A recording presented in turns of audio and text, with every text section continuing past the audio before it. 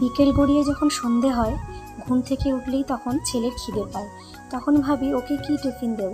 রোজ দিন যেটা বাচ্চাদের খাবার সেটাই দিই, কিন্তু মাঝে মধ্যে একটু অন্যরকম খাবারের আশাও ওরা করে। তাই মাঝে মধ্যে আমি ঘরে কিছু জিনিস থাকলে সেটা বানিয়ে দিই। যেমন ম্যাগি ছিল, সেই ম্যাগিটাকে আজকে বানিয়ে দেব।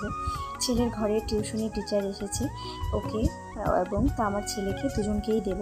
একটুখানি ঘরে যা যা ছিল, আমার ঘরে মোটামুটি জিনিস থাকে, তাই সেগুলো দিয়েই যেই উপকরণগুলো আমার হাতের সামনে ছিল সেগুলো দিয়েই আমি ঝটপট বানিয়ে দিলাম ম্যাগিটাকে ভাজা করে। আমি প্রতিনিয়ত ছেলেকে ঝোল ম্যাগিটাই খাওয়াই স্যুপ করে, ভাজাটা খেলে ক্ষতি হয়। তার জন্য আজকে কিন্তু একটু অন্যরকম করে বানিয়ে দিলাম, যেহেতু ছেলের টিচারও আছে, উনিও খেতে পারবে আর আমার ছেলেও খেতে পারবে। তো এরই মাঝে আমি 2 চামচ খেয়ে টেস্ট করে দেখছিলাম কেমন হয়েছে। আমি আর খাবো না, এইটুকুই আমার খাওয়া শেষ। টাটা।